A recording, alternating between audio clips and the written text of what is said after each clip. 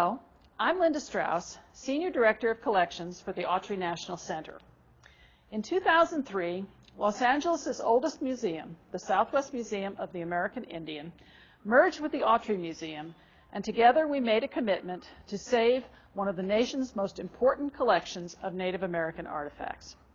Today, it is my pleasure to guide you through this behind-the-scenes tour of our preservation project. The Preservation Project is a coordinated effort by the staff of the Autry National Center to save and preserve more than 250,000 artifacts in this remarkable collection. It is a collection consisting of more than 14,000 baskets, 10,000 ceramics, 6,000 textiles, 20,000 ethnographic artifacts, and much, much more. Every day, we care for artifacts that can tell very important stories. And every day, we are inspired by what we see and what we touch.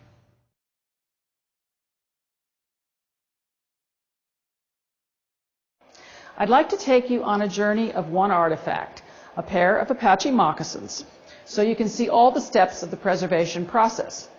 Keep in mind that this is one journey. With more than 250,000 artifacts to preserve, you will get a sense of the scope of the project. I'm Kate Bergeon. I'm the Registrar for Permanent Collections.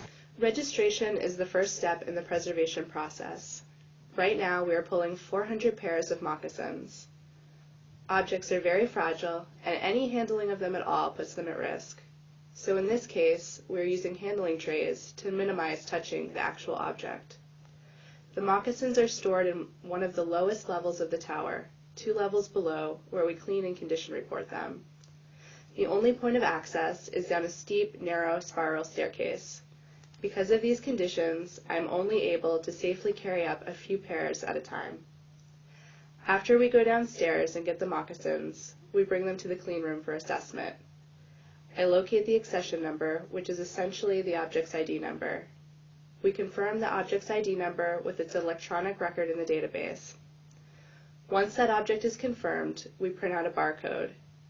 It is a scannable code that the database understands as the object's unique identification number. We use the barcoding technology to track the object's location as it moves through the preservation process. Once the object is fully registered, we move the moccasins to the next station for condition reporting. My name is Susan Coletta. I'm a collections assistant. After Kate has assigned each of the moccasins a barcode, they get moved over to my area, and I write a complete condition report on each one. And that means to look at the moccasin and assess the overall condition, the condition of the hide, the condition of the beadwork. I measure if there are any tears in the leather.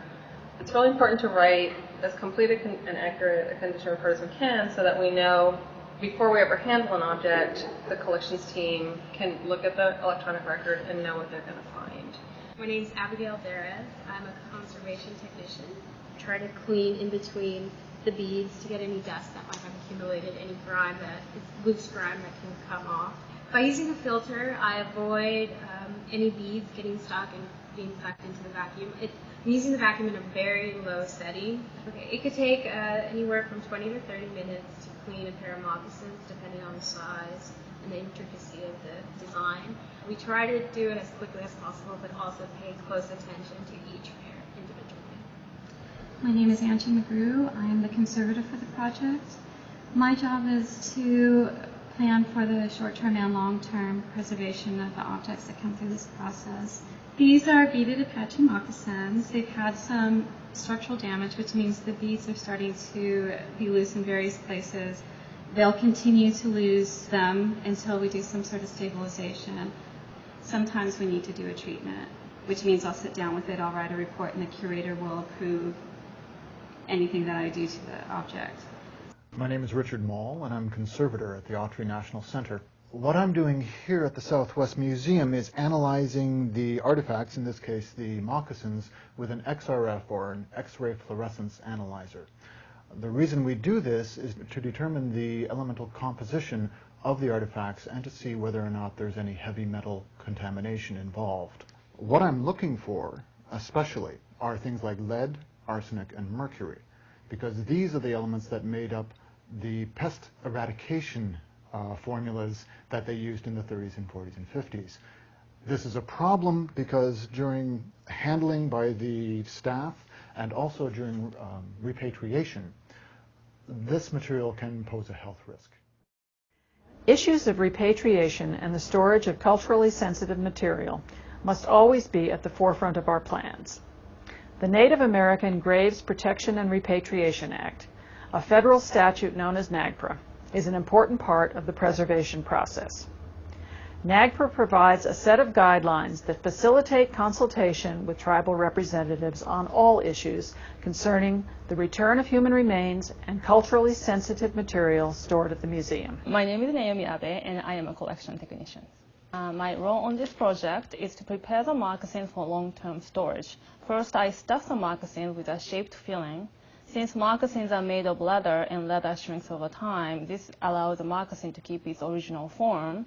Then using Teflon tape, I secure the moccasins in an upright position, ready for mounting.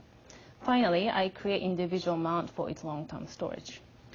Because of earlier storage conditions at the Southwest Museum, there is a high probability that artifacts stored in the tower could be infested by various pests. In order to ensure that the pests do not infest the rest of the collection, we freeze the artifacts prior to introducing them to newly created storage areas within the building. I'm Terry Foss, I'm the collections manager here at the Southwest Museum, and my job is to protect and manage the collection. I'm Sage Guyton, collections assistant, and I'm her helper. So the freezer part of the project is we bring the items down that have been packed for freezing in a very specific way, wrapped in plastic to prevent moisture from getting in and any pests from getting out. And then we put it in the freezer for 10 days at -20 to kill all bugs, because we don't want to share them with any other part of the building. Now that the objects are safely in long-term storage, we still provide access to our collection through the electronic cataloging initiative known as ECI. My name is Rebecca Menendez, and I am the project manager of the Electronic Cataloging Initiative. The project is cataloging and imaging, and then we place the data online so that the public has access to it. You know, museum collections have only 5 to 10% of their artifacts on display, and so museums these days are trying to open up their collections and provide better access for them by doing these collections online websites. Conservation and preservation of the collection is paramount to any exhibition work that's carried on today, tomorrow, next year, or over the next decade or generation. Without the collections, we don't have exhibitions.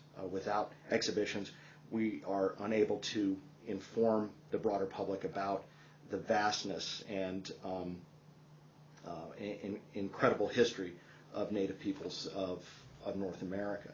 As you can see, the preservation project is a mammoth undertaking, which we hope to complete in the next 3 to 5 years.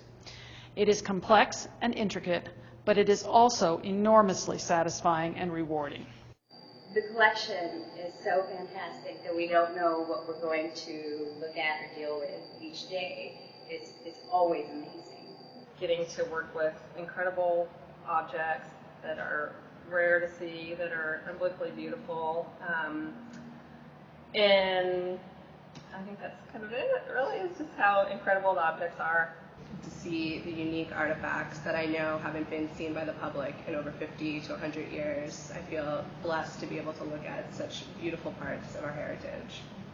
The final result will be an unparalleled collection, made safe, secure, accessible to the public, and respectful of its origins.